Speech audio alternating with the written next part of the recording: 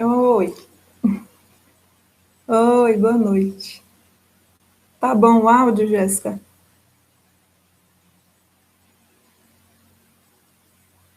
O áudio tá legal? Pronto, tá bom. Manda aí o link.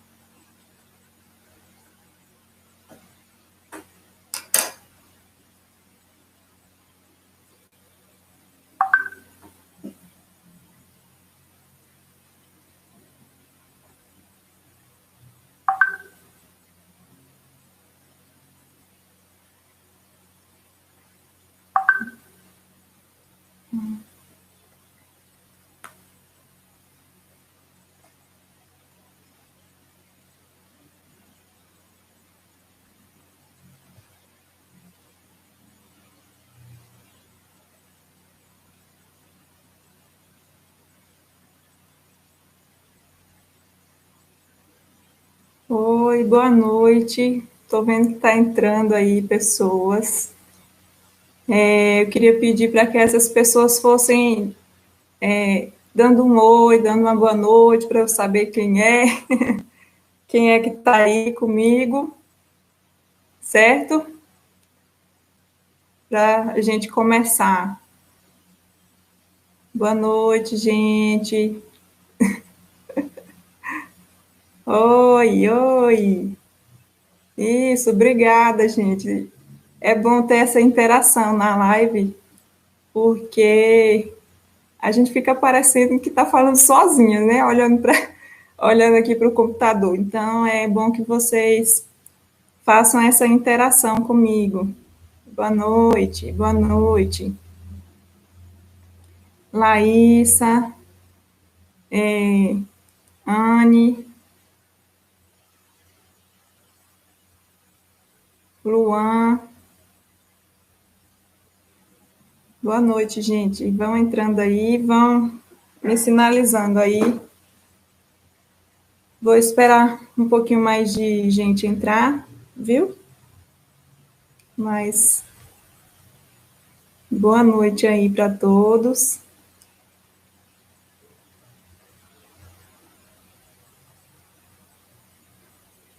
Oi, boa noite.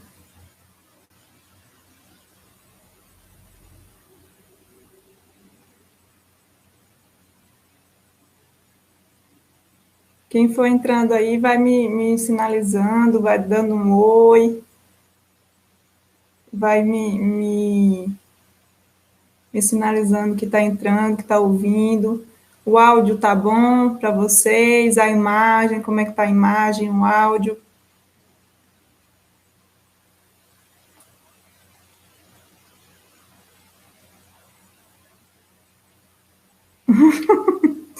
Boa noite, Leda. Ai, obrigada.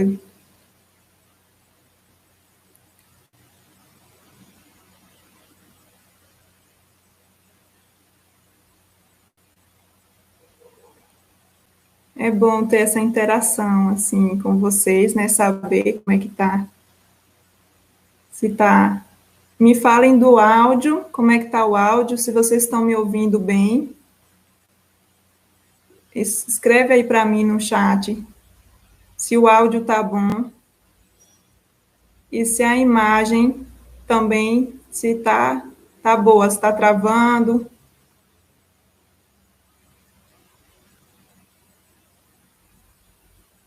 Tá tudo certinho, né? Certo. Ótimo. Ah, obrigada. Obrigada por responder aí, gente. Muito obrigada. Então, eu quero dar boa noite a todos. Certo. Ótimo. Que bom. O áudio tá bom, né? E a imagem também. Pronto. Pronto. Eu quero dar boa noite a vocês. Assim, nós vamos começar, né, aqui a conversar um pouco sobre a Covid-19, né? Aí, sobre esse novo coronavírus. Mas é assim, ó, eu vou estar começando, né, introduzindo o assunto, falando um pouco, mas é mais para responder as perguntas de vocês, né? Não quer dizer que eu sei tudo, né? Até porque é a minha sensação quando eu estava estudando, fazendo as capacitações, os cursos para estar falando aqui, a sensação é de que a gente não sabe de nada, porque os pesquisadores, né, é um artigo de um jeito, é um artigo de outro, um artigo contradiz o outro, e aí aquela coisa assim, muito complicada. Mas eu vou estar aqui e eu gostaria muito que vocês fizessem perguntas, né, sobre a Covid-19, que é a doença, né? Certo. Sobre a Covid-19, que é a doença, e sobre o vírus, né, que é o SARS-CoV-2. Boa noite a todos. Então, nós vamos começar aqui. Eu vou começar, mas vocês já podem fazendo as perguntas de vocês com relação à Covid, tá? Então, como eu falei agora. Oi. A família pode estar assistindo também, viu? Não precisa ser só os alunos, não. Pode ser o pai, a mãe, todo mundo reunir aí e assistir, né? Que é bom.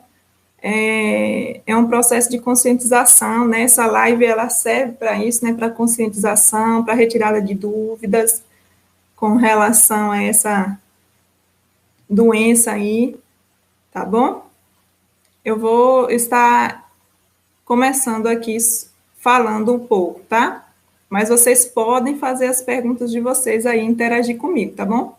Porque é bem estranho, como eu estava falando, na live fica parecendo que eu estou falando só. Aí, enquanto vocês estão falando aí no chat, para mim é muito bom, tá?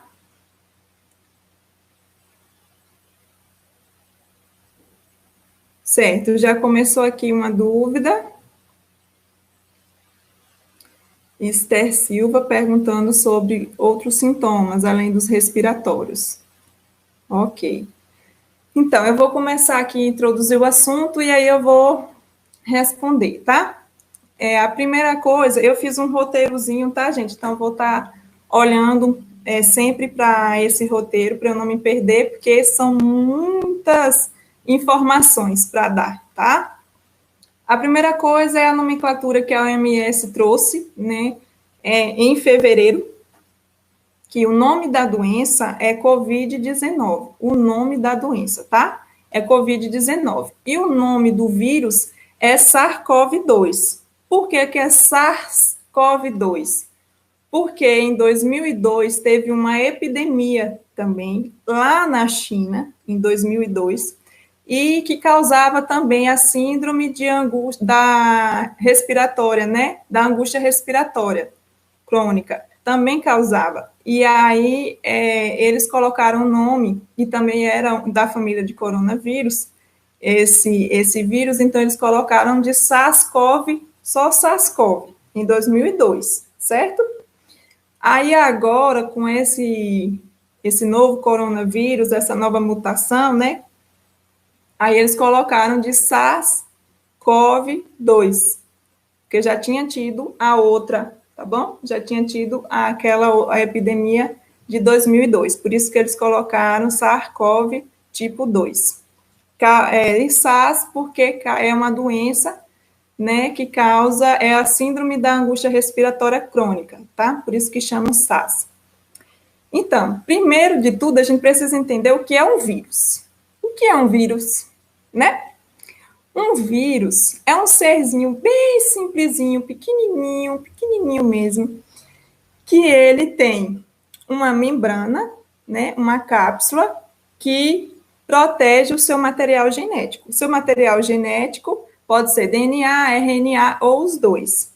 E nessa membrana, nessa cápsula que envolve esse material genético, boa noite, gente. Essa cápsula que envolve esse material genético de um vírus é lipoproteica, ou seja, tem proteínas, tem lipídios e tem um pouquinho de açúcar também, de glicose, né? Certo? E aí, o que é um coronavírus? O coronavírus, ele foi... os primeiros achados desse coronavírus foi em 1937. Mas em 1965 foi que eles colocaram o nome de coronavírus. Por quê? Porque ele parece que tem uma coroa. Eu trouxe aqui, ó, a imagem, não sei se dá para ver direitinho. Aqui, ó, a imagem do coronavírus, tá vendo? O nome dele, ó, SARS-CoV-2, e aqui é o vírus. Ele parece que tem coroas aqui, ó, que são as proteínas, certo? Essas proteínas parecem coroas. E aí, eles colocaram esse nome de coronavírus. Tá bom? Boa noite. Certo, eu vou falar, viu, dessa síndrome Jamires, né? Jamires Rodrigues. Eu vou falar da síndrome de Kawasaki, viu? Que está afetando as crianças. Vou falar sobre ela. Certo, vou falar também da Violeta. Ó, vou por partes, vamos por partes, né? Mas eu vou lembrar de todas as perguntas aí. Então, o coronavírus, como eu falei... Oi, boa noite. Como eu falei, ele tem esse nome por causa da coroa, né? Da proteína que envolve, a cápsula que envolve as proteínas tem formato de coroa, por isso que eles colocaram o nome de coronavírus, tá? Já teve algumas epidemias no mundo de coronavírus. Epidemias, pandemias, que é a diferença. Epidemias é ali local, né, naquele lugar, naquele estado, naquele país, tal. Pandemia é quando essa doença, ela abrange todo o mundo, né, todos os continentes, como o que nós estamos agora, que é a Covid-19, tá? Qual é a forma de transmissão? Gente, esse vírus, ele é muito, assim, muito atípico, né? Ele tem duas formas de transmissão principal, que é por gotículas. Por exemplo, quando eu converso, né? Quando eu converso com alguém e estou pertinho dela, toda vez que eu estou conversando, sai algumas gotículas, tá? Sai algumas gotículas. E se eu estiver perto de uma pessoa, ela pode estar inalando as gotículas do que eu estou falando, da minha fala, porque quando a gente fala, sai gotículas. A menos de 1 metro, essa pessoa ela pode ter essa probabilidade de inalar essas gotículas. Também pode ser por espirro, por tosse, né, que sai as gotículas, também pode, a pessoa que está próximo pode inalar. Então, por isso que uma das prevenções é ficar no mínimo 2 metros de distância das pessoas, né? Então, essa é uma das formas, por gotículas, tá? Você está perto de uma pessoa e tal, ela espirrou, ela está conversando com você, você está a menos de 1 metro de distância dela, menos de 1 metro de distância dela, e aí vou responder também, viu? Sol, né? Sol. Então, aí acaba que inala aquela gotícula. E pode ser também que essa gotícula, a pessoa espirrou e tossiu, e a gente tem essa mania, né, de colocar, quando a gente vai espirrar, a gente coloca a mão, a mão no rosto quando vai espirrar. Parece que é automático, né? E aí acaba que não lavou a mão e tal, e pega em alguma coisa. E aí esse lugar, a sua mão vai ficar contaminada com vírus, vai ficar cheia de vírus, e quando você pega em alguma coisa, numa mesa, numa maçaneta, no seu celular, no computador, em vários lugares, você está deixando o vírus ali, naquele lugar. E aí vira uma transmissão por contato, né? Uma outra pessoa vem, chega aqui e chega aqui e aí pega onde está infectado. Gente, eu estava estudando, sabe quantos dias um coronavírus, esse SARS-CoV-2, pode ficar em uma superfície inanimada? Inanimada que eu falo é uma mesa, uma cadeira e tal. Ele pode ficar de 9 até 17 dias. Ele é muito resistente. Claro que depende da condição de temperatura, né, o ambiente, tudo mais, a umidade, coisa e tal. Mas ele pode ficar de 9 a 17 dias num lugar. Ele é muito resistente. Por isso que a gente, além de ter o cuidado de ficar distante das pessoas, não espirrar, colocando a mão, né, usar a ética de espirro, que é aqui no cotovelo, para espirrar e tudo, a gente também tem que estar limpando as mesas, as cadeiras, as superfícies, para poder retirar. A gente pode limpar com água sanitária, que retira, com sabão, né? A nossa mão pode lavar com sabão, o álcool gel pode passar álcool, mas a água sanitária, que ela é mais em conta, também retira, tá? O vírus, consegue destruir o vírus. Por quê? Porque como ela tem uma cápsula lipoproteica, ou seja, de gordura, quando aquele sabão ele entra em contato, ele vai destruir a gordura, vai destruir a camada que protege o material genético e aí vai destruir o vírus. Lavando a mão, sempre, né, usando álcool gel acima de 70%, o álcool também, e nas superfícies inanimadas você pode usar o álcool ou pode usar também a água sanitária. Aí, uma tampinha para 1 litro de água já dá para retirar o vírus da superfície, certo? Uma coisa que eu queria falar é sobre o período de incubação. Gente, período de incubação é assim, por exemplo, o vírus ele teve contato com você, você estava perto de uma pessoa que conversou, que espirrou e tal, e acabou inalando, tá? Acabou inalando esse vírus. Como é que faz? Esse vírus ele vai começar a ter o contato com sua via aérea superior. O período de incubação é desde quando esse vírus entra aqui tem contato com você, né? Entra até o período em que vai apresentar os primeiros sintomas. Esse é o período de incubação. A partir do momento da infecção até quando você desenvolve os sintomas, os primeiros sintomas. Antes, os estudos diziam que o coronavírus, né, esse novo coronavírus, era de 4 a 6 dias. Hoje são de 12 a 14 dias para desenvolver os primeiros sintomas, tá? Os primeiros sintomas da Covid-19.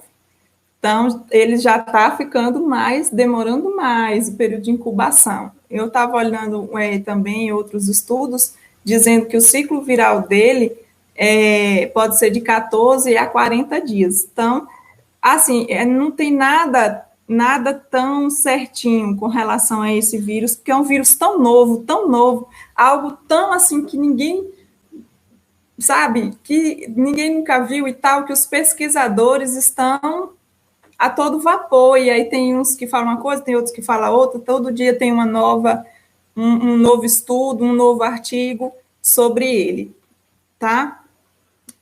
Eu queria falar como é que esse vírus age no nosso corpo. Eu não vou deixar de falar dos sintomas, tá? Não vou deixar de falar da síndrome de Kawasaki, que é da criança, viu? E também falou do epicentro, que a América do Sul está sendo um novo epicentro, né? Também, um novo epicentro da doença, isso. Quem são os mais afetados nessa situação? Também, que é o grupo de risco, né? Então, vamos lá. Como é que esse vírus age no nosso corpo? Vamos entender. O que é que acontece? A pessoa estava perto de quem tossiu, de quem espirrou e tal, acabou inalando, ou pegou numa superfície que estava contaminada, botou a mão na boca, botou no nariz ou no olho.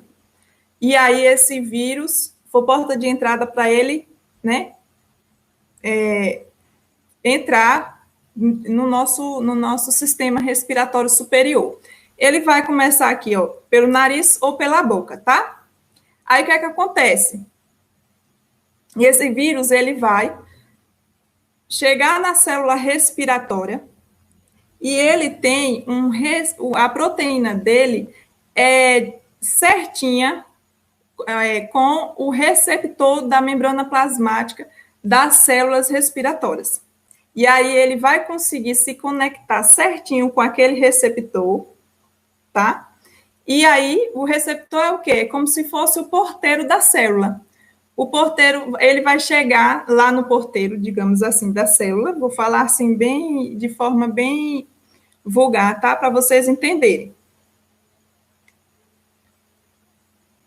Sim, reinfecção, né? Mini Coreia. Certo. A reinfecção, vou falar da reinfecção.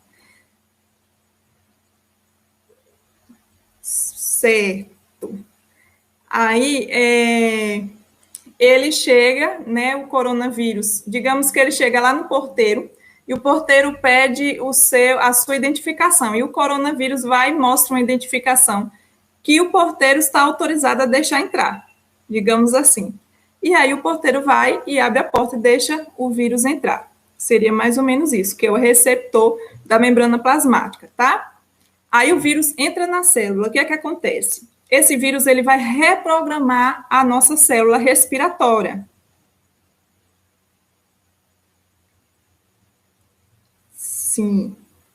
Aí ele começa a reprogramar a nossa célula. Vou responder também essa da possibilidade de recuperação. Aí o vírus entra na nossa célula respiratória ali, e aí ele começa a reprogramar a nossa célula para que a nossa célula trabalhe para ele. O que é que acontece? Essa célula, ela vai começar a produzir coronavírus, vai começar a produzir aquele vírus, tá? E um novo coronavírus, ele produz até 100 mil novos coronavírus dentro daquela célula. Faz a célula fazer isso. E aí essa célula vai encher tanto de coronavírus que ela vai explodir. Aí, quando ela explode, esses vírus saem e vão começar a fazer a mesma coisa nas células vizinhas do sistema respiratório, ok? Vai começar a fazer a mesma coisa nas células vizinhas. E aí ele vai atacando o sistema respiratório. Começa atacando aqui, ó, na cavidade nasal, depois vai para o fundo do nariz, depois vai para o fundo da garganta e começa atacando. O que é que acontece? Quando o vírus ele começa a atacar, o nosso sistema imunológico, que é a nossa defesa, vai e fala, oh, tem alguma coisa errada aqui, tem alguém entrando, invadindo aqui meu território, meu organismo. E aí vai e o macrófago primeiro, né, que é tipo vigilante, vai lá e fala, ó, oh, linfócito T, tem alguém aqui que tá errado aqui o negócio, tem alguém entrando aqui no nosso organismo. Aí o linfócito T, ele vai pedir para que o linfócito B, né, comece a fazer as nossas defesas do corpo. E aí eles vão produzir e vão começar a defender a gente. Uma das formas de defesa do nosso organismo é a inflamação. Então, quando a gente está com alguma inflamação, é porque é a defesa do nosso corpo, é causar inflamação, causar a dor, causar a vermelhidão, aumentar a temperatura, que é a febre, certo? Para quê? Para tentar matar aquilo que invadiu o nosso corpo, né? Então, um dos sintomas é a febre. Aqui, um sintoma que está bem agora, que é a perda do olfato. Por quê? Porque o coronavírus, o novo coronavírus, ele vai atacar aqui as células do nariz, da cavidade nasal, e aí a pessoa vai perder o olfato, né? A dor de garganta também, porque ele vai atacar o fundo da garganta, ele vai começar a atacar e o nosso sistema de defesa vai trazer essa inflamação como forma de defesa. Vai causar dor, aumentar a temperatura para poder matar. A inflamação é uma forma de defesa do nosso corpo, tá? E aí vai causando inflamação. Tem pessoas que têm um sistema imunológico bom, as células, né, de defesas que, enquanto está aqui em cima, consegue combater esse vírus, consegue produzir as células de memória, consegue produzir os anticorpos que vão combater o vírus, tá? Vai deixar ele inativo.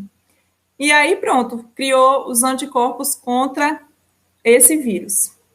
Mas tem pessoas que as defesas, o sistema imunológico não está tão bom assim, infelizmente, e aí o vírus vai começar a descer, atacar aqui, ó, a traqueia, e aí vai chegar lá no pulmão. Quando chega no pulmão, aí que a coisa fica mais grave, né? Por quê? Porque ele vai causar também, o vírus ele vai atacando e a inflamação vai acontecendo, o corpo vai defendendo, causando a inflamação. Vai causando aqui no nariz, no fundo do nariz, no fundo da garganta, vai causando inflamação aqui na traqueia, e aí começa a causar, quando o vírus chega no pulmão, ele vai atacando as células respiratórias e o nosso corpo vai causando a inflamação também no pulmão. Aí vai, um dos sinais de inflamação no pulmão é o quê? É o aumento de líquido.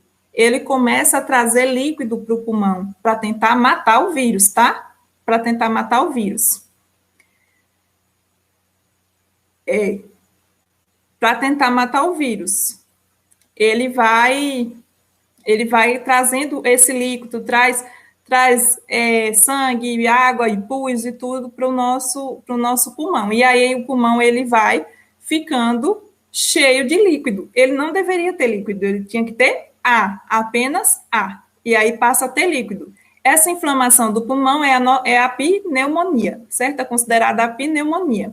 Lá nos alvéolos, quem é do 8º ano aí, se tiver alguém aí do 8º ano que estudou comigo o sistema respiratório do 5º ano aí, vai lembrar. Os alvéolos é o que faz a nossa troca gasosa, tá? Ou seja, quando a gente inspira, né, puxa o ar, a gente está puxando oxigênio, que vai chegar lá nos alvéolos e ele vai colocar o oxigênio na nossa circulação, no nosso sangue, para as nossas células, tá? E o gás carbônico que está na nossa circulação, lá nas células sanguíneas, e está na circulação, vai para os alvéolos e vem para fora do nosso sistema respiratório. A gente expele, né, o gás carbônico, tá? E aí tem essa troca gasosa. Mas aí nos alvéolos, ao invés de ter só ar, começa a ter líquido, começa a ter pus, começa a ter a ter sangue, começa a ter água, começa a ter um bocado de coisa. Ele vai conseguir fazer a troca gasosa? Não. Aí vai ter comprometimento de oxigenação. E o oxigênio é importantíssimo para o funcionamento dos nossos órgãos. E aí começa a comprometer o funcionamento de todos os, né, dos nossos órgãos, tá?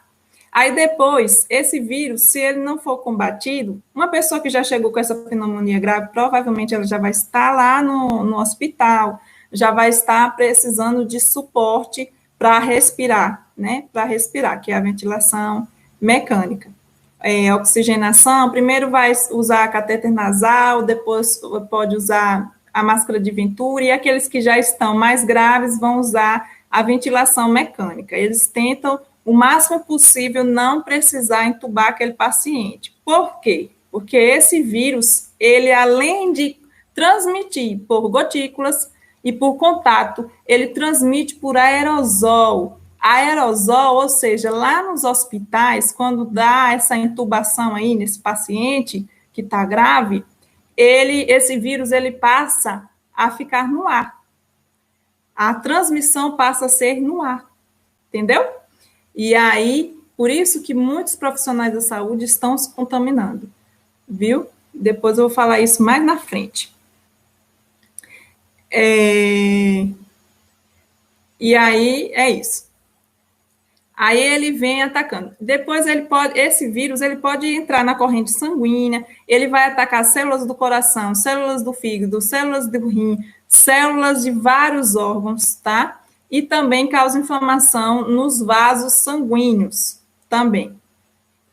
Certo? Aí eu vou falar aqui dos principais sinais e sintomas. Os mais conhecidos são febre, dor na garganta, dificuldade de respirar, são a tosse também, são os principais sinais e sintomas, que é a síndrome gripal. Se você tiver com esses sintomas e tiver recorrente, a febre tiver recorrente mais de 3 dias, ou então a febre abaixou, depois com 2 dias voltou de novo e tudo, aí você tem que procurar o quê? O seu PSF. Você vai procurar o seu PSF para poder os profissionais investigarem se é síndrome gripal ou se vai ser a Covid-19. Mas se você começar a ter dificuldade de respirar, você vai para onde? Você vai para a UPA, o hospital, aí em Lapão eu creio que é o hospital, né? Vai para o hospital. Agora, os sinais e sintomas graves. Nos adultos, é a falta de ar, o ronco, quando você começa a respirar, que fica aquela ronquidão, sabe? A taquipneia, que é o aumento da respiração. Você começa... que parece aquele cansaço, né? Você começa a ficar cansado, bem cansado. São diferentes, mais ou menos diferentes da criança e do adulto. Estou chegando lá. No adulto, estou falando do adulto, tá? Os sinais e sintomas mais graves, que já é sinal de alerta para você procurar uma UPA, procurar um hospital, procurar aí o serviço médico, né? Hospitalar. É a falta de ar, a ronquidão aqui no pulmão e na sua respiração, a taquipneia, que é o aumento da respiração, tá? Hipotensão.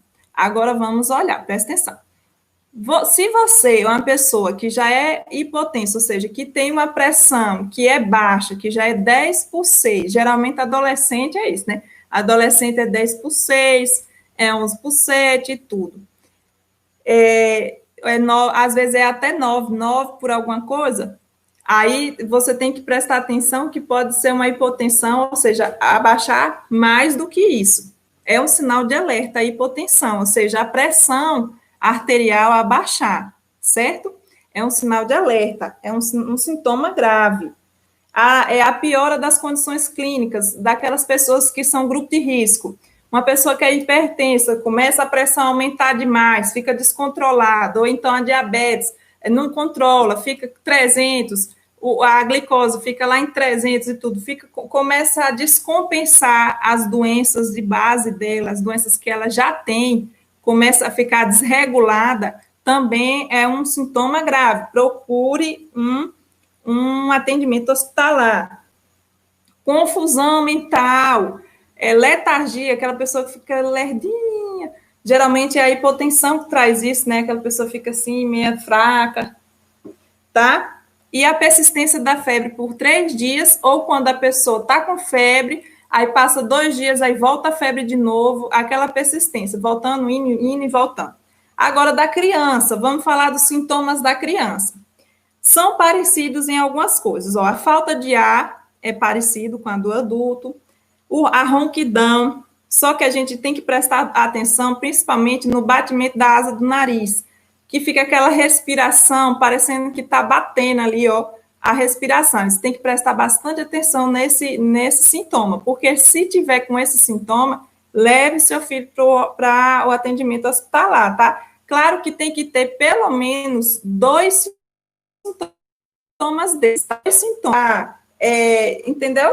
A descompensação da diabetes, por exemplo, e a febre, tem que ter uma associação de 2 sintomas, pelo menos. Na criança, aí, falta de ar, ronquidão na respiração, quando respira, o nariz fica parecendo que está batendo para respirar, que é o batimento de asa do nariz, o abdômen, a respiração, porque crianças têm a respiração diafragmática, que é aqui na barriguinha, né? Quando você percebe que está diferente o ritmo daquela respiração, também corre para atendimento hospitalar. A diminuição da respiração na criança, prestar atenção, ou o aumento da respiração daquela criança também. Sinais de no adulto também, se está fraco. E uma diferença básica entre a criança e o adulto, qual é? É perda do apetite. A criança que perdeu aquele apetite, né? Mama, por exemplo, toma o leite dela, ainda mama, alguma coisa, que perdeu aquele apetite, não quer mais comer, tá lerdinha, tá fraquinha, tá com pulso baixo, tá com febre, leva para o hospital, tá bom? E alteração no estado mental, confusão, letargia, como eu falei também. Esses são sinais, sintomas graves que você precisa procurar um atendimento hospitalar. Então, a diferença básica entre os sintomas da criança e do adulto é o batimento da asa do nariz, que o adulto a gente não tem que estar verificando tanto, o batimento da asa do nariz, tá? E a inapetência, ou seja, a perda do apetite também são sintomas diferentes, tá certo? Aí, ó, grupo de risco. Quem são os grupos de risco, né, professora? Quais são os grupos de risco? São pessoas que têm doenças cardíacas, tanto que já nasceu com aquela doença cardíaca, ou seja, no coração, já nasceu, ou que desenvolveu depois, certo? Doenças cardíacas, uma pessoa que tem asma, que tem do EPOC, que é doença pulmonar obstrutiva crônica, pessoas que têm crianças com doenças pulmonares também, pacientes que fazem diálise, doentes renais crônicos, transplantados, doenças que precisam de tomar remédios que diminuem a nossa imunidade, como corticóide, por exemplo. Pessoas que fazem uso de corticóide diariamente para tratamento contínuo é grupo de risco, tá bom? É grupo de risco. Gestantes, também de alto risco, e doenças hepáticas, além dos obesos. Obesos também, gente, obesos, viu? Obesos, ou seja, que o IMC é acima de 40, também é risco, tá? É considerado risco. Gente, existem 3 formas de transmissão. A gente está aprendendo muito isso, principalmente agora que aqui em Irecê teve transmissão comunitária, eu vou estar explicando com relação a isso. Então, eu vou estar explicando com relação a isso, da transmissão comunitária, importada e tal. A transmissão importada é aquela que a pessoa ela foi para uma cidade, foi para um país que tem muitos casos de coronavírus positivos, certo? E aí ela veio para cá, como já aconteceu aqui em Irecê, da transmissão, eu estou falando de Irecê, porque eu moro em Irecê, certo? E tem mais casos, né? E Lapão só tem um caso positivo. Como aconteceu aqui, que o prefeito falou, né, de um paciente, de paciente que foi lá para Manaus, que tinha lá casos positivos, bastante casos positivos. Ui, meu Deus! Ui, Jesus! Peraí, gente, misericórdia! Ai, sai, sai! Ai, ai, Jesus! Desculpa aí, gente, misericórdia, é ao vivo, né? Um grilo aqui me atacou. Ai, eu tenho pavor de grilo, viu, gente? Eu sei que vocês devem estar rindo aí de mim, mas eu tenho pavor de grilo. Então, vamos voltar aqui. Vamos voltar aqui. Me desculpa, gente. É ao vivo, a gente não pode controlar, né? E aí, a transmissão importada é essa, em que a pessoa está num lugar onde tem bastante casos positivos de coronavírus, grilo mata. Aí eu tenho pavor. E aí a pessoa veio para o seu lugar de origem. No caso do nosso primeiro caso positivo, foi uma transmissão importada. Ele estava em um lugar que tinha muito caso positivo, chegou aqui e acabou contraindo lá esse vírus. Essa é importada. A transmissão local é aquela que a pessoa convive com uma pessoa que foi diagnosticada positivo, que teve positivo. Essa é a transmissão local, ou seja, tem como a gente saber de onde veio essa contaminação. Veio de tal pessoa que convive com ela, certo? É aqueles contatos daquelas pessoas que são positivos. Como aqui também já teve, do homem que era transmissão comunitária, e aí os que tiveram contatos, alguns se tornaram, também se contraíram, né, foram positivos, porque tiveram contato com ele. Então, essa é a transmissão local. Transmissão comunitária é aquela que a gente não sabe, não consegue identificar de onde veio. Como foi que este ser humano conseguiu se contaminar? Não foi para nenhum lugar que tem muitos coronavírus positivos, não foi para nenhuma cidade que tem muitos positivos, não teve contato com ninguém que é positivo, e aí, como é que eu vou descobrir? Essa é a transmissão comunitária. Ela é perigosa por quê? Porque a gente não sabe de onde veio, certo? Não sabe de onde veio, de onde foi que veio isso aí, pelo amor de Deus, não sabe. Então, por isso que é grave, porque não sabe de onde veio. Ou seja, tem pessoas que estão transmitindo o coronavírus, né, o novo coronavírus, e são provavelmente assintomáticas e estão transmitindo sem saber. Esse é o problema, tá bom? Esse é o problema da transmissão comunitária. Como ele se propaga? Gente, eu imprimi aqui uma comparação entre o H1N1, a gripe aviária H1N1, e o coronavírus, que foi em 2009, né? Teve lá o caso da H1N1. Tem muita gente que está comparando essa gripe de lá com o coronavírus. Gente, a H1N1, ela contaminava uma pessoa, no máximo duas. O coronavírus contamina de 2 a 3 pessoas. E aí, eu tenho aqui, que eu imprimi, da gripe, num ciclo de 10 pessoas, né? Num ciclo de 10 pessoas. Uma pessoa que passou para outra, passou para outra, passou para outra, passou para outra 10 vezes. Da gripe, dá 56 pessoas no total de contaminação. Já a Covid-19, que é 3 vezes mais fácil de contaminação, a Covid-19 foi quando foi passando de um para o outro, de um para o outro, de um para o outro, deu 2.047 pessoas. Gente, é muito rápido. O problema do coronavírus é exatamente a rapidez na transmissão, em transmitir esse coronavírus para as pessoas. Entendeu? O primeiro caso confirmado no Brasil foi no dia 26 de fevereiro.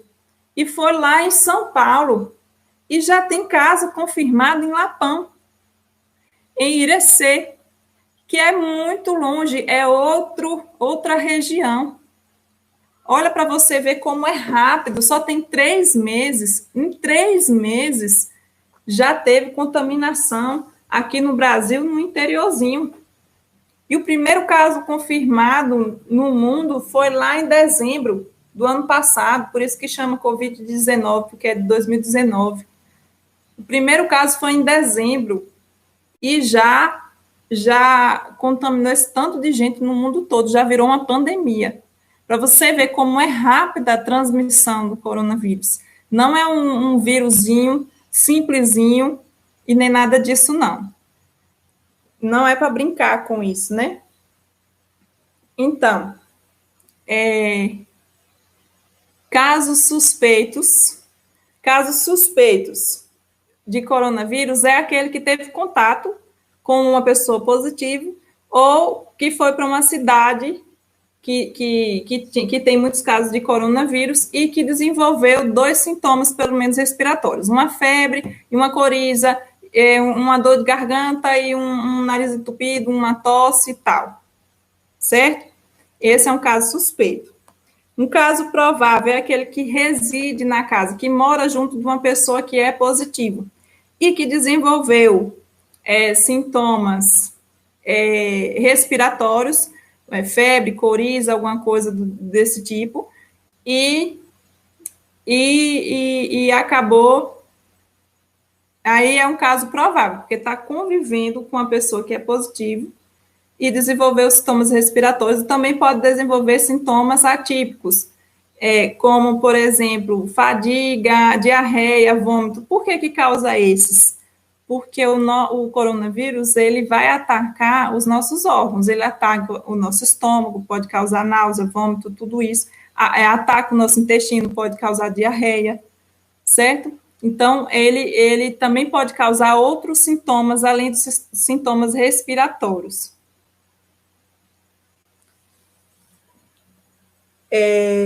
Caso confirmado é aquele que faz o teste e dá positivo. Existem 2 tipos de teste, eu vou explicar. Ó. Tem o teste RT-PCR, que é aquele que coloca parecendo um cotonetezinho, só que um cotonete assim, desse tamanho, assim, mais ou menos dessa caneta, sabe? Dá para ver, né? Vai colocar onde esse cotonete, que parece um cotonete, chama suave, certo? Vai colocar aqui, ó, dentro do nariz da pessoa, lá dentro, bem lá dentro. Esse é o RT-PCR. Ele vai retirar aqui, né, aqui no nariz. Esse aí é quando a pessoa teve contato com um positivo, é um caso suspeito, que teve contato com um positivo e tal, é um caso suspeito. Se passar de 8 dias, aí vai ser o teste rápido. O teste rápido é igual aquele da glicose, que fura o dedinho do diabético, né? Que fura o dedo, coloca o sangue lá num teste mesmo, vai colocar o sangue, e aí ele vai dizer se está infectado recentemente, se está infectado já tem um tempo, se ainda transmite, se não transmite. Certo? Por que é depois de 8 dias? Porque já deu tempo desse vírus já ter atacado todo o sistema respiratório superior, inferior, já ter entrado ali na circulação. Aí faz o teste rápido. Caso descartado é aquele que teve os sintomas, mas deu negativo. Deu negativo no teste, ele é um caso descartado. E o caso curado é aquele que passou 14 dias depois do primeiro sintoma. Passou 14 dias no seu isolamento social. Por que 14 dias? Porque o ciclo viral é de 14 dias. O que é ciclo viral? É quando a pessoa ela é infectada e ela demora 14 dias, mais ou menos, para desenvolver os anticorpos, né, a imunidade para aquele vírus. Entendeu? E aí a pessoa é considerada curada quando ela manifestou o primeiro sintoma, passou 14 dias em isolamento social, aí sim, aí ela vai ser considerada curada. Ou aquela pessoa que deu positivo, que está internada no hospital, aí ela vai ser considerada curada quando o médico der alta para ela, certo? Gente, aí eu vou falar da reinfecção. Teve uma pessoa que me perguntou sobre, por que pode acontecer de ter de novo, né? Isso, a Covid-19. Gente, não é comum, certo? Não é comum ter reinfecção de vírus, não. Não é comum. Porém, esse novo coronavírus, como ele é novo, ele é um vírus que ninguém conhece, nunca estudou, nunca teve contato com ele, porque ele tem muitas mutações, o que é que acontece? Ele pode entrar no ser humano, o ser humano não produzir uma imunidade suficiente. E aí ele ser reinfectado. Ou seja, quando ele tiver de novo contato com o vírus, a imunidade não está tão boa assim. E aí vai desenvolver sintomas. Só que aí esses sintomas da reinfecção vão ser mais fracos, porque já teve um início de defesa aí desse corpo, tá bom? Já teve esse iniciozinho.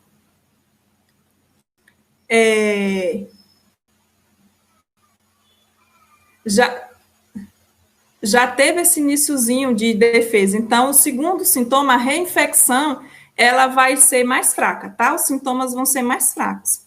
E também pode ser o seguinte: a pessoa teve contato com o vírus, desenvolveu a imunidade tranquila, as memórias de defesa, tudo certinho, os anticorpos e tudo. Só que a gente não sabe se vai ser para a vida toda, né? Se essa imunidade, se essas células de memória vão ficar para a vida toda. Pode ser que demore pouco tempo, as células de memória não se desenvolveram o suficiente e aí a pessoa se reinfectou de novo. Tá bom? Pode acontecer. E pode acontecer o quê?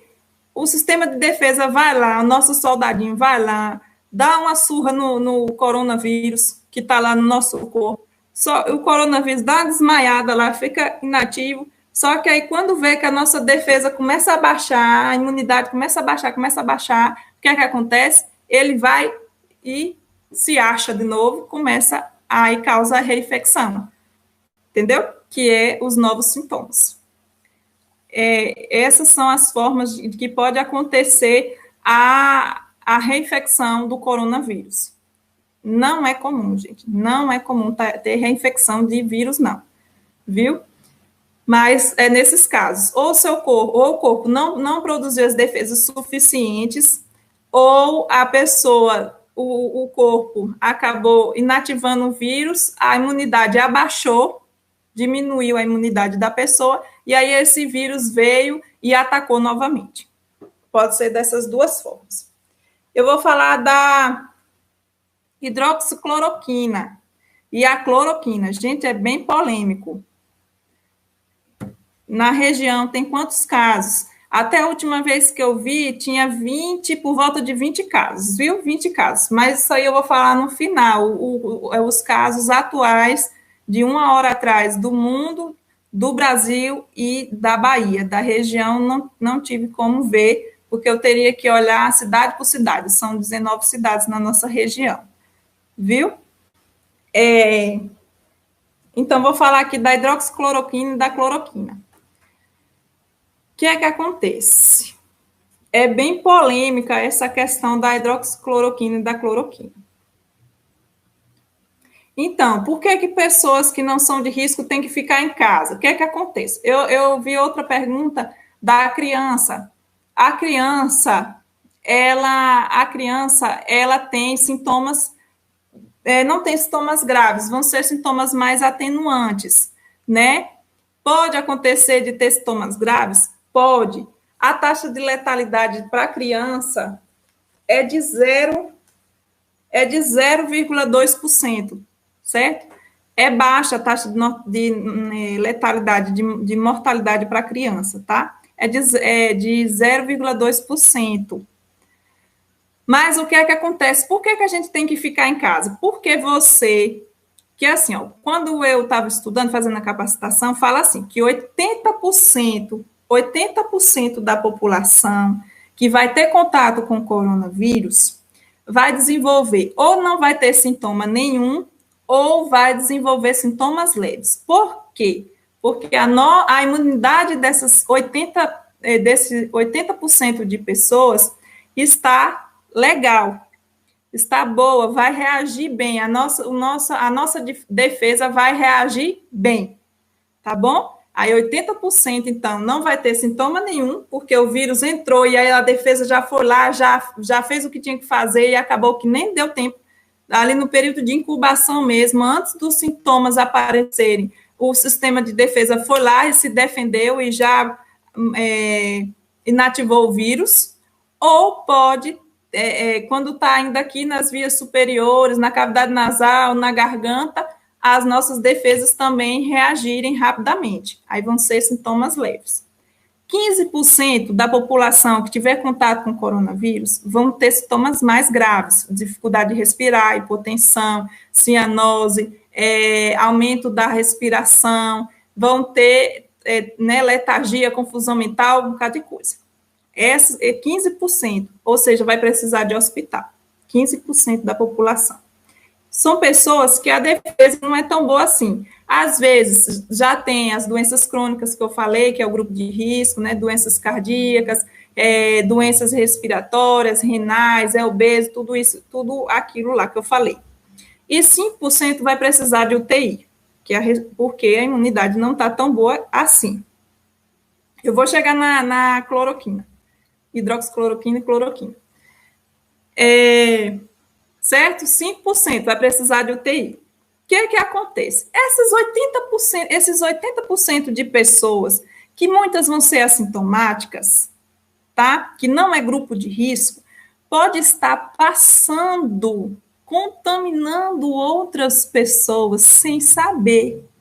Por isso que nós temos que ficar em casa, tanto os que são grupo de risco, quanto os que não são grupo de risco. Porque isso vai causar a transmissão comunitária que eu falei, que não sabe de onde veio. Por quê? Porque tem alguém que está contaminando as pessoas e não está sabendo. Entendeu? Vou falar dos leitos de IRC, tudo isso, viu?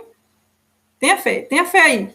Tenha paciência em Jesus, que vai dar tudo certo. É muita informação, gente, é muita informação. Se eu deixei de responder alguma pergunta de antes, vocês me falam aí, tá? Pode perguntar de novo, porque está subindo aí as perguntas e muita coisa eu estou me perdendo, já estou me perdendo. Mas respondendo isso aí, porque as pessoas que não são de risco têm que ficar em casa por causa disso. Porque você que não é de risco, criança, né, que os sintomas são mais atenuados e tudo, pode se contaminar, não ter sintoma nenhum, mas tem um pai, uma mãe que é diabético, que é hipertenso, que tem asma, que tem problemas respiratórios graves, e aí essa pessoa pegar o pai, a mãe, o avô, tal, que idosos também é grupo de risco, né, acima de 60 anos, que a imunidade já não está tão boa assim, os soldadinhos já estão meio desgastados, digamos assim, e aí acaba que pode contaminar eles, e eles desenvolverem a doença de forma mais grave. E aí? Por isso que temos que ficar todos em casa, todos os de risco e os que não são de risco, tá? As crianças, o coronavírus, nas crianças, certo? Para idosos é de 14%. 14%. Tá bom? Falando da hidroxicloroquina e da cloroquina aí, que me perguntaram. Gente, é muito polêmico a hidroxicloroquina e a cloroquina. Ela é utilizada em tratamentos de pacientes com malária, né? Só que a cloroquina e a hidroxicloroquina é muito tóxica, certo? É muito tóxica, é muito forte. Ela causa muitas reações, causa arritmia cardíaca, pode trazer problemas renais, pode trazer vários problemas. Então, ela não é indicada. Saiu um novo artigo do dia 22 de maio, o último artigo no dia 22 de maio, bem recente. Nós estamos no dia 26, só tem 4 dias esse artigo. Esse artigo é o mais fidedigno nos últimos tempos. Por quê? Porque usou 96 mil pessoas, 96 mil pacientes com coronavírus que estão internados no mundo. Ele pegou em todos os continentes. Essa pesquisa foi feita em todos os continentes com pacientes que têm coronavírus. E percebeu o seguinte, que a cloroquina e a hidroxicloroquina não traz benefícios nenhum. Nenhum. Certo? Não traz benefício nenhum para tratamento de pessoas com coronavírus. Então, a hidroxicloroquina, ela, na verdade, nesse artigo fala que traz arritmias cardíacas. Isso que a gente já sabia, porque ele trata a malária, então a gente já sabia que ele é tóxico para os rins, é tóxico para o fígado, que é o que metaboliza, né, os remédios, traz arritmias cardíacas, pode causar depressão. A hidroxicloroquina e a cloroquina não é uma boa escolha, tá? Não é uma boa escolha para tratamento de coronavírus.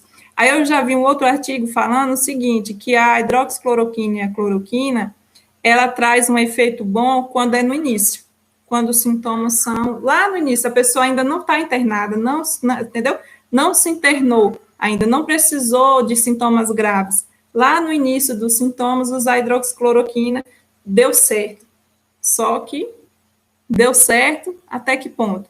Então, mata as pessoas por causa disso, tá, Sol Paiva? Porque a cloroquina e a hidroxicloroquina são tóxicas, causam outros problemas nos outros órgãos. Viu? As mulheres grávidas não passam para o bebê. Eu creio que é porque antes de chegar lá na circulação do bebê, os anticorpos já são produzidos, entendeu? Aí não chega lá no bebê, né? Certo? Não chega lá no bebê, porque antes de chegar lá, a mulher consegue produzir os anticorpos. Mas nada comprovado, viu, gente?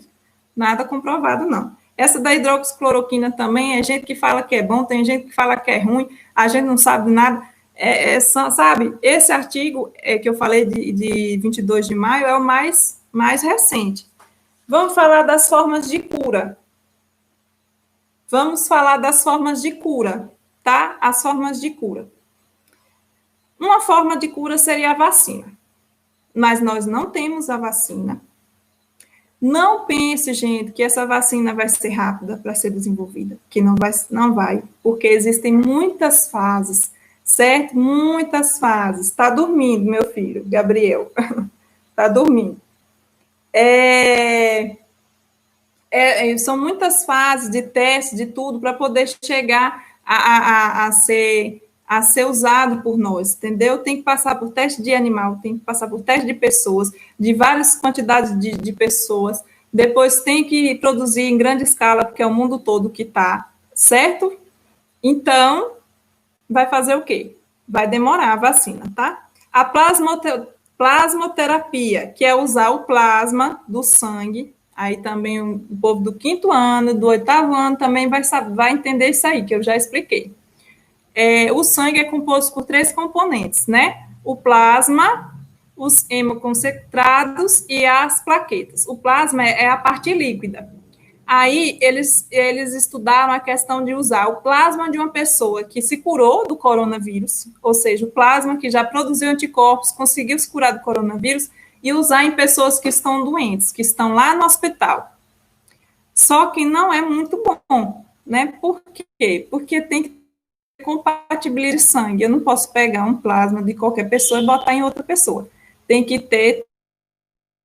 Esse Remdesivir, gente, ele é muito, muito interessante. Essa acetilmivir, Remdesivir também, ele atrapalha na replicação dos vírus dentro da célula, ou seja, ele atrapalha que o vírus, que a célula produza aquela quantidade de vírus.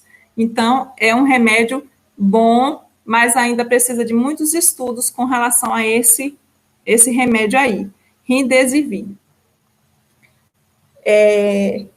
não tem a quantidade de crianças que faleceram no Brasil. São poucas, pouquíssimas, viu? Pouquíssimas mesmo. Se teve, são pouquíssimas, porque eu não vi nenhuma, como é que fala? Nenhum dado falando disso, da morte de crianças, viu?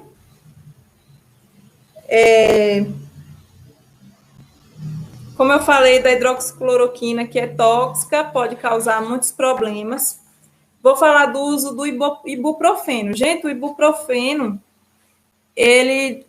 os estudiosos estão desconfiando. Não, eu creio que não teve, não. Como eu falei, não tem dados falando sobre mortes de bebê. Os dados são no geral, né? De todas as mortes do mundo, todas as mortes da Bahia, do Brasil. Não fala especificamente de crianças. Essa taxa de letalidade que eu falei aqui é de março, viu? De 0,2% de crianças. O uso do ibuprofeno, vou falar aqui, gente, tem estudiosos que desconfiam de que o ibuprofeno, ele aumenta a quantidade de receptores das células, ou seja, vai facilitar a entrada do vírus, porque vai ter vários receptores naquela célula, compatíveis com as proteínas do vírus, que aí vai entrar vários vírus, vai ser mais fácil para entrar na célula. Então, mas precisam estudar mais com relação ao ibuprofeno. Mas, por via das dúvidas, a gente nem usa, né, não? Se você está vendo que, que tem uma desconfiança que ele vai ajudar o vírus, não é melhor a gente não usar? Eu acho melhor. A taxa de letalidade eu já falei, o ciclo, eu também já falei, né, de 14 dias, pode ser até de 40 dias, eu vi um artigo falando que podia durar 40 dias, mas geralmente é 14 dias. Aí, gente, eu vou falar aqui, ó, como eu falei, ele pode, nos hospitais, ele pode se transformar em um vírus pelo ar, né, pelo arzinho. E aí, por isso que está tendo muitas mortes de profissionais da saúde. Cerca de 16 mil profissionais, enfermeiros e da enfermagem, né, profissionais da enfermagem já se contaminaram com coronavírus. E 143 faleceram já. Então, assim, está sendo muito, muito letal, né? Falando dessa questão da letalidade, nos cuidados pós-morte, depois que essa pessoa falece, tá? Depois que essa pessoa falece, o que é que acontece? É indicado que seja cremado, o corpo seja cremado, seja queimado, falando, né, popularmente, seja queimado. Por quê? Porque quando a pessoa falece, muitas secreções saem. E aí, se não for cremado, que o ideal é ser cremado, é ter um velório rápido, não ter contato com o corpo, nada disso, viu? E aí vão ter vários cuidados, porque o risco é muito grande. Também não é indicado fazer autópsia em pacientes que faleceram da Covid-19. Vamos falar da doença de Kawasaki, que é aquela da criança, que me perguntaram. Tem uma síndrome aí que está relacionada com a Covid. A síndrome de Kawasaki, ela é uma doença que inflama os vasos sanguíneos, tá? Vai inflamar os nossos vasos sanguíneos. E aí uns médicos britânicos lá da Inglaterra, lá, abençoado do Reino Unido, pegou e fez uma pesquisa e disse que tem uma relação com a Covid. Ainda preciso estudar um pouco mais, tá? Preciso estudar um pouco mais. Mas fala assim, que a febre, os sintomas, eles vão ficar mais persistentes e tem uma relação, as crianças que estão tendo a síndrome de Kawasaki com as crianças, né, com o Covid, tá? Ou seja, está ficando mais grave porque tem o Covid. Pode ser, Por quê? Porque já a doença de Kawasaki é uma inflamação dos vasos sanguíneos. E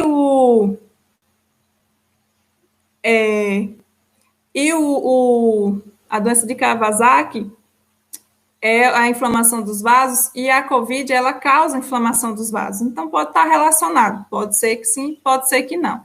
Precisa estudar mais. Quais são os sintomas da doença de Kawasaki? É febre persistente, é aquelas manchas avermelhadas no rosto, parecendo que está com alergia, né? A criança fica parecendo que está com alergia.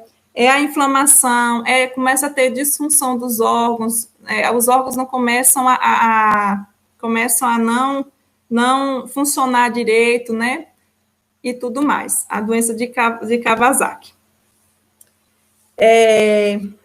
Agora eu vou falar dos dados atualizados que vocês me perguntaram. Os dados atualizados. Gente, na região de Irecê eu não posso falar, mas na última vez que eu vi, disseram que tinha 20, né? Tinha 20. Só que é aquela coisa, uns dizem que tem cidade que tem, outros dizem que já não tem. Por exemplo, em Lapão, já depois dessa live já teve o caso positivo, que é um caso. João Dourado também já teve um caso positivo. Aí tem casos positivos. Em Xique-Xique também tem casos positivos. Eu vi, aqui em Irecê tem 8 casos positivos também. Não estou lembrada dos outros. Canarana, né, que tem 5 casos positivos e tudo. Então, tem casos positivos aí e está sempre aparecendo mais, infelizmente. É tanto que eu fiz uma comparação aqui do dia que eu comecei a montar a aula, que depois eu vou disponibilizar para vocês a aula do coronavírus, para cá, no dia que eu olhei, no Brasil, estava 310 mil casos. Hoje, no Brasil, tem 377 mil casos, ou seja, 67 mil casos a mais em 4 dias. 67 mil casos a mais em 4 dias. Seria mais ou menos a população de Irecê inteira. Em 4 dias se contaminaram com coronavírus no Brasil. Só para comparar, certo? Na Bahia, 14 mil casos. Hoje, viu, gente? Eu olhei, eu tive contato com isso aqui hoje. Na Bahia tem 14 mil casos confirmados e 477 mortes. No Brasil, como eu falei, 377 mil casos confirmados, 23 mil mortes e 153.833 recuperados, graças a Deus. Ok? E no mundo, 5.543.439 casos, recuperados 2 milhões de casos e mortes 347 mil mortes no mundo inteiro. Gente, não é simplesinho assim, né? Aí falando agora das questões de prevenção, vamos prestar atenção nessa questão aí de prevenir. Como é que eu vou prevenir? A gente já sabe de muita coisa, né? A gente já sabe que não pode ter contato, abraço e beijo e tudo. A máscara ajuda bastante também. Como é? Eudário Vilela, não é isso? Eudário. Olha, pode ser, porque a gente sabe que são casos que tem subnotificação. O que é subnotificação? Existem pessoas que não têm sintomas nenhum, como eu falei, que são 80% dos casos, que podem ter poucos sintomas ou sintoma nenhum, que às vezes você, por exemplo, que tem rinite, que tem sinusite, você tosse aqui, o nariz está entupido e tudo, você começa a espirrar, começa a tossir, começa tudo, você acha que é rinite. E às vezes não é, às vezes você está com coronavírus. Mas aí o seu corpo já se defendeu e pronto. Não precisou você ir lá num hospital fazer investigação. Então tem subnotificações. Na verdade, era para ter mais ou menos de 2 a 3 vezes mais casos confirmados. É porque, como existem pessoas que não investigam por causa disso, porque não tem sintomas, ou porque desenvolvem sintomas que rapidinho desaparecem, acaba que não são notificados. Então, será que tudo é Covid? Pode ter muito mais do que isso, viu? De casos. Aí eu vou falar da questão da prevenção, tá? Da prevenção. A gente já sabe que não é para ter contato, ficar pelo menos 2 metros de distância das pessoas, usar máscara por causa das gotículas. Tudo isso a gente já sabe. Mas, gente, eu falei aqui sempre falando da defesa do nosso corpo, da defesa da imunidade, que o que vai ajudar a imunidade, que o que ajuda é a imunidade, imunidade. Então, o que é que a gente tem que fazer? A gente tem que favorecer a nossa imunidade. Como é que a gente vai favorecer a nossa imunidade? A gente vai dormir direito. Dormir a quantidade necessária é importante para fortalecer a nossa imunidade, os nossos soldadinhos. A gente vai comer direitinho. Como é comer direitinho? Comer fruta, verdura, né? Aí para as crianças que não gostam de fruta e de verdura. É importante comer fruta, comer verdura. Fazer exercícios físicos também ajuda, ok? Procurar não se estressar, ter momentos de prazer, de alegria, de lazer, certo? Né, o estresse também dificulta essa questão da imunidade. E eu estava olhando, alguns artigos falam que é bom, outros não. Mas por via das dúvidas, a gente evita. A questão do leite.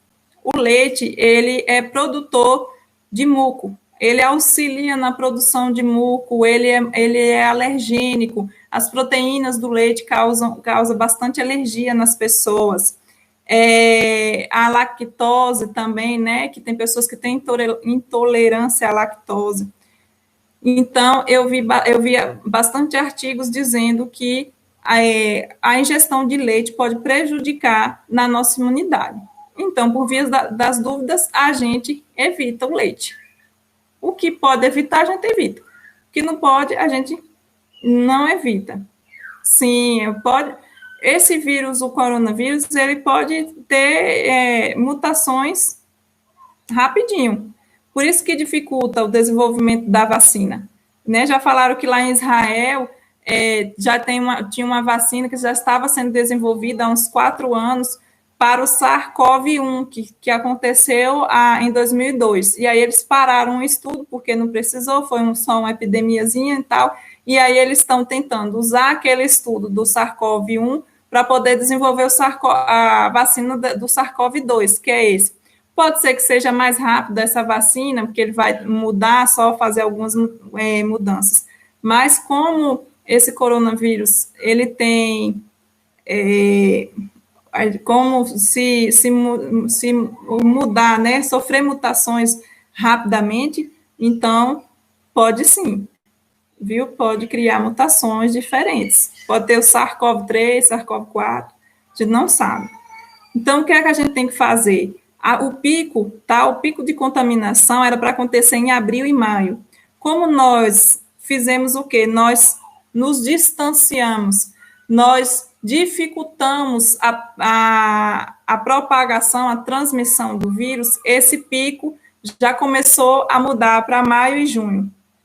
E se a gente continuar como estamos, o pico vai cada vez mais retardando. E aí isso é que é interessante. Essa é a melhor forma de prevenção, é a melhor forma de prevenir o coronavírus no momento, é essa. É ficar em distanciamento social, é evitar ficar saindo. Aqui em Irecê, eu não sei aí, mas aqui em Irecê está parecendo que está tudo do mesmo jeito. Tudo do mesmo jeito, as pessoas a diferença estão usando máscara. Gente, nós vamos ter que reaprender a viver. Nós vamos ter que nos adaptar. Graças a Deus que o ser humano é adaptável, né? Nós vamos ter que reaprender a viver. Nós nunca mais vamos ter uma vida como nós tínhamos antes. sempre a gente vai pensar melhor, a gente vai se cuidar mais, a gente vai ter mais higiene com as nossas mãos, certo? Porque é isso, infelizmente, a cura ainda não veio, a vacina pode ser que demore muito tempo, então, quando voltar a ter uma vida social, nós vamos ter que reaprender a viver com máscara, vamos ter que aprender a não ter o contato, principalmente nós baianos e brasileiros que gostamos de abraçar e tudo, nós vamos ter que aprender a ficar distantes, a amar de uma forma diferente, à distância. E eu vi uma frase falando assim, que em tempos de máscara, a gente tem que aprender a sorrir com os olhos e a amar de outras formas. Então, vamos fazer isso. E confiar no Senhor, que pode todas as coisas e tem um controle sobre todas as coisas. E é isso aí, gente. Tem mais alguma pergunta? Eu espero ter respondido todas as perguntas de vocês. Me desculpe se eu não respondi na mesma hora, é porque acaba perdendo um pouco da explicação, fica meio ultrapassando, né, a explicação, mas eu creio que eu consegui responder todas as perguntas. E é isso aí, eu vou encerrar a live. Deu para aprender aí um pouquinho? Fala aí, gente, comigo, por favor. Já tem 1 hora e 24 minutos. E aí, tem mais alguma dúvida? Já tá bom? Já estão cansados?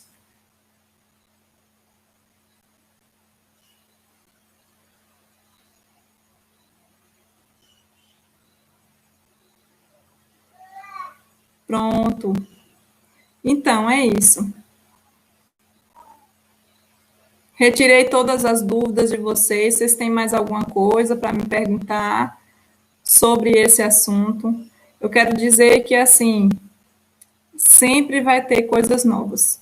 A cada dia tem artigos novos, tem pesquisas novas, sempre vai ter coisas novas com relação ao coronavírus. Não tem tratamento. Assim, para a pessoa, tipo assim, eu não entendi bem a pergunta, Jamires, né? Jamires Rodrigues. Assim, ó, você está falando de uma pessoa que está contaminada com o coronavírus e aí ela, como ela fica em isolamento social, como é o tratamento, é isso? Ó, se for isso que você está perguntando, é assim, a pessoa, como não existe um remédio, né, que pare a ação e tal, e ainda estão em estudos a ação do vírus,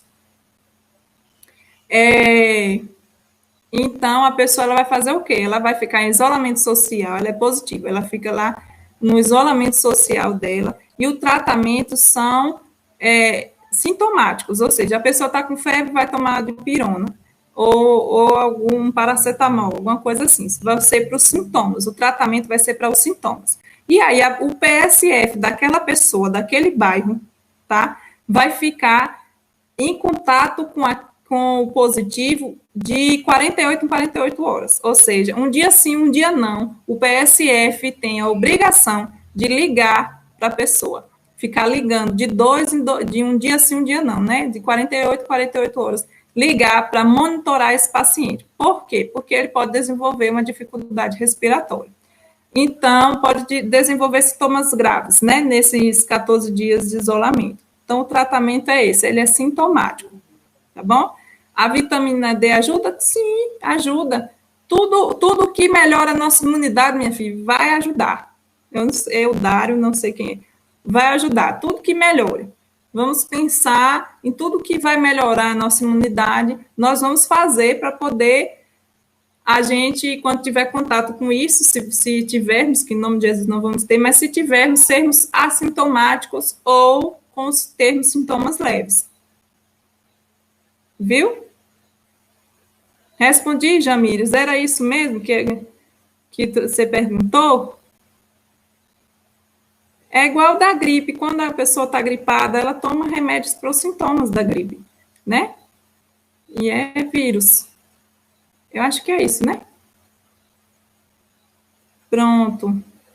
Então, gente, mais alguma pergunta?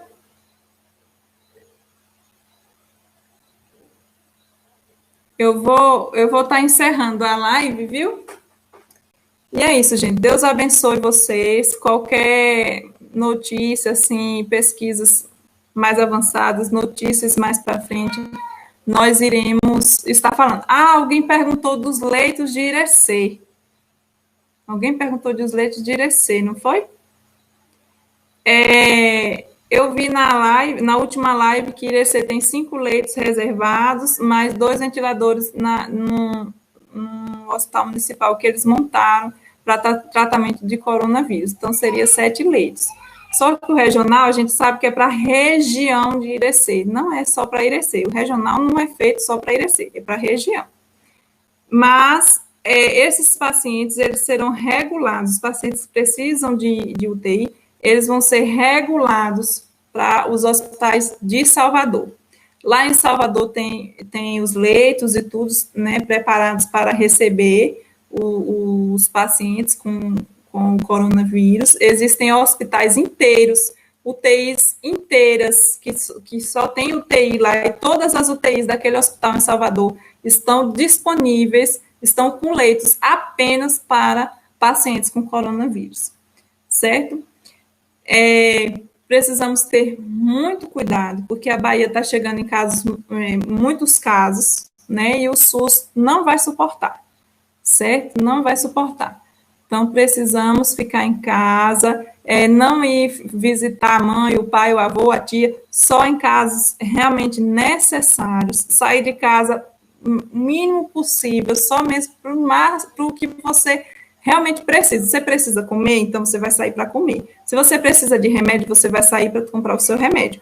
Mas você precisa ir na casa da sua mãe, só se for um caso extremo. Se você realmente precisar ir na casa da sua mãe, da sua avó, aí você vai, da sua tia, mas se não, não precisa você estar saindo. É uma forma de amor também, porque você vai estar se protegendo e protegendo as pessoas que você ama. Certo? Vamos aprender a amar à distância. Viu? Boa noite para vocês, Deus abençoe. E vamos confiar no Senhor, que é aquele que pode todas as coisas, e ele traz uma promessa para nós, que é que praga nenhuma chegará à nossa tenda. Aqueles que têm o Senhor como único e suficiente Salvador, que tem o sangue do Cordeiro, praga nenhuma chegará. Em nome de Jesus. Certo? Boa noite, Deus abençoe vocês. Vou estar encerrando aqui.